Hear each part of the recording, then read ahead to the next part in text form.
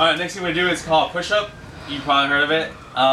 To make it easier to do instead of doing it on the floor, some people do it with their knee on the floor. And that would be pretty easy. That looks like this. You can get anything. You can do it on the couch, on the bench, on anything.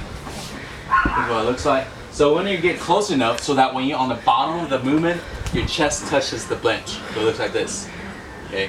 So that's pretty easy compared to say do on the floor, right? Because on the floor, you don't have to travel as far. More of the weight it's on your leg. So then it's a little bit harder to do on the floor. To make this even harder, then it's to bring your knee up. Then you have to carry your whole butt with you as well, your leg. So the progression is, this is the hardest one, right here.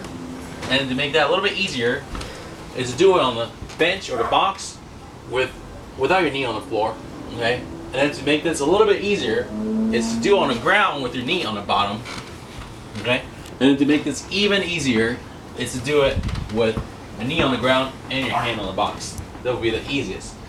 If you have a hard time doing this, the next thing you can do to make it even easier is having your hand on something higher than your box on a couch. So it could be maybe this bar around this level, on a kitchen counter, on the sofa at the end, on the other side of the kitchen counter, and just do that.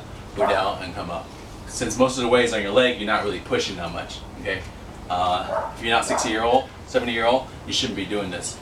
You should be doing it on the bench or on the floor.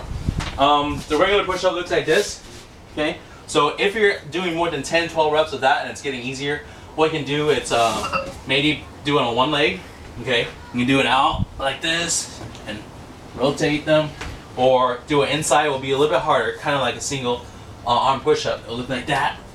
Go in, that, and go in. And then also you can do a little plyo with a little clap, like that.